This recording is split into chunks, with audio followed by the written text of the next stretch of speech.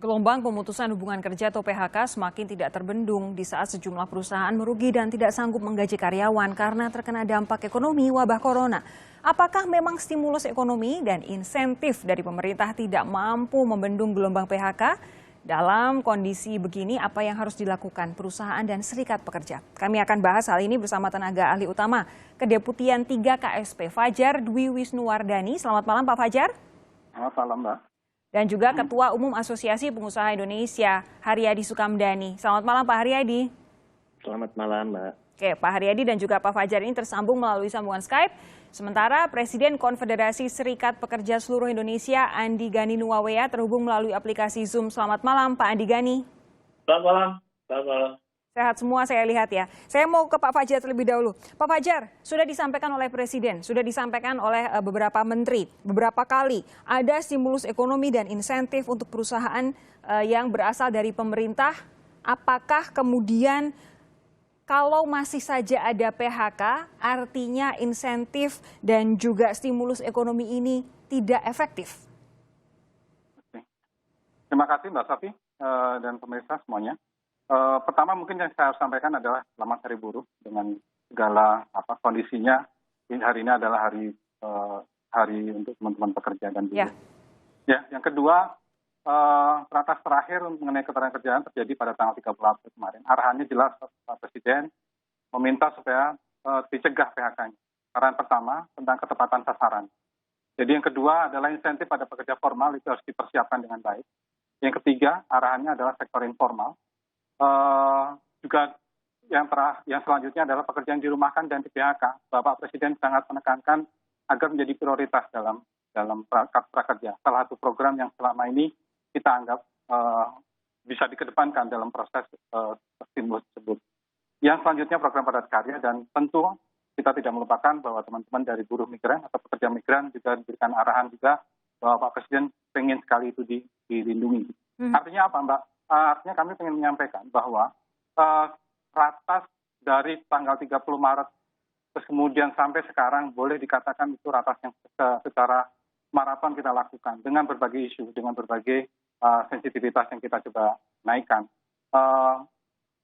Maksud utama dari melakukan ratas itu adalah kami mencoba, atau pemerintah terutama, mencoba untuk bisa memberikan perlindungan secara maksimal yang bisa diberikan dalam konteks stimulus. Oke, Pak Haryadi, ini kalau kata Pak Fajar adalah pemerintah sudah mengupayakan perlindungan maksimal baik terutama terhadap buruh dengan stimulus kepada pengusaha agar kemudian tidak terjadi PHK. Tapi tampaknya PHK terus-menerus terjadi. Pak Haryadi, apa yang salah di sini? Mungkin saya ingin meluruskan dulu ya. Kalau PHK itu menurut saya tidak terjadi semasif apa yang dibayangkan. Karena kalau PHK itu kan harus memberi pesangon. Nah, secara pada posisi hari ini perusahaan itu dananya itu lebih kepada untuk survival. Jadi kalau mereka mengadakan pendanaan untuk pesangon, saya rasa sedikit yang melakukan itu. Mayoritas itu tidak melakukan PHK, tapi melakukan apa yang disebut sebagai cuti di luar tanggungan perusahaan.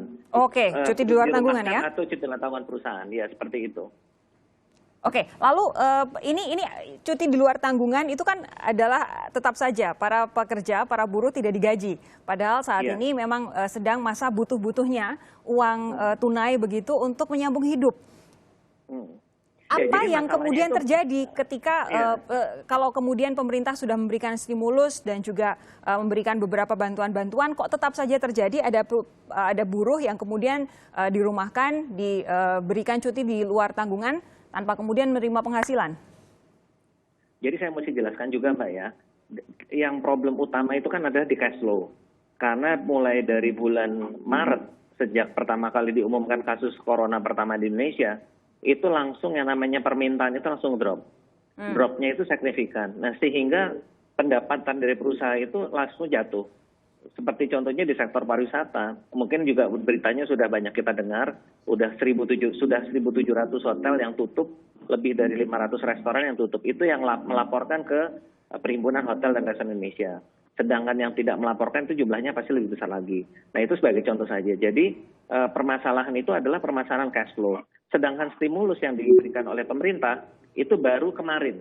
baru diumumkan kemarin hari tanggal 30 April yang kemarin ya. Jadi baru mulai. Jadi efektivitasnya itu juga masih nanti.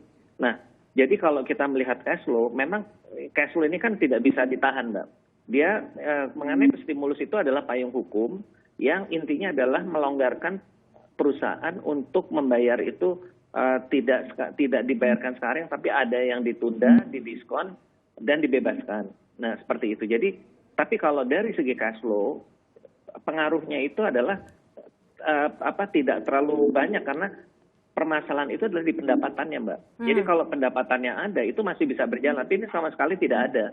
Memang stimulus itu membantu, bukannya tidak membantu, sangat membantu sebagai payung hukum. Karena perusahaan kan juga tidak mampu untuk membayar kewajiban kepada negara gitu. Jadi itu harus dilihat. Ini permasalahan betul-betul murni mengenai cash flow. Dan inilah yang sebetulnya yang kita khawatirkan dengan kondisi seperti ini. Memang di bulan Mei ini perusahaan itu cash flow-nya semakin menyusut. Nah, kita khawatirkan memang banyak yang tidak bisa membayar secara penuh THR-nya atau bahkan meminta menunda begitu, Mbak. Saya mau minta respons dulu dari Pak Andi Gani. Pak Andi Gani, tadi kalau dari pernyataan Pak Haryadi sebenarnya tidak ada PHK yang besar begitu.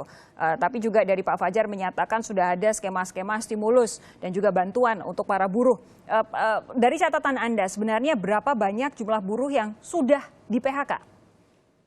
Data PHK yang kami pegang dari Serikat Buruh dari laporan unit-unit kerja itu sekitar hampir 600.000 lebih. 600.000? 600.000. Dan yang dirumahkan itu sudah mencapai 1,7 juta. Saya setuju dengan Pak Haryadi. Ada perbedaan cara pandang masyarakat. Banyak juga yang belum memahami dirumahkan dengan PHK. Kalau PHK itu mesti ada pemutusan hubungan kerja secara formal dan ada pesangon. Dan saya saat ini tentu banyak perusahaan yang sangat sulit untuk membayar pesangon. Tetapi memang ketika pemerintah memberikan stimulus-stimulus ekonomi itu tentu sangat membantu pengusaha. Pada saat pertemuan saya dengan Presiden Jokowi, beberapa kali saya sampaikan kepada Presiden, pemerintah harus bergerak cepat menangani ini. Kebetulan saya saat ini memimpin Konfederasi Buruh tingkat ASEAN. Ini dialami oleh semua negara ASEAN, di Singapura, di Malaysia, di Thailand, semuanya sama. Yang saya khawatirkan adalah ketika bulan Juli Agustus penyebaran COVID-19 tidak berhenti atau masih terus meningkat. Bahan baku pabrik-pabrik di Indonesia hampir sebagian besar import dari luar negeri. Pengusahanya masih tetap jalan, pekerjanya tidak bisa lagi melaksanakan pekerjaan karena bahan bakunya nggak ada. Jadi gelombang PHK itu saya perkirakan akan cukup sangat tinggi di antara bulan Juli dan Agustus nanti. Oke. Jadi menurut Pak Andi, Juli dan Agustus nih ya, yang paling tinggi karena salah satunya karena bahan baku yang tidak ada. Bahan baku itu nggak ada. 214 negara di dunia semua kena masalah yang sama. Semua negara di dunia sama, punya masalah yang sama, dan bahan baku kita hampir setengahnya mungkin itu didatangkan dari luar negeri. Baik, ini tentu jadi salah satu tidak hanya PR untuk pengusaha, tapi juga untuk pemerintah. Nanti saya akan tanyakan respons dari Pak Fajar sesaat lagi. Jangan kemana-mana saudara, tetap bersama kami. Sapa Indonesia Malam segera kembali.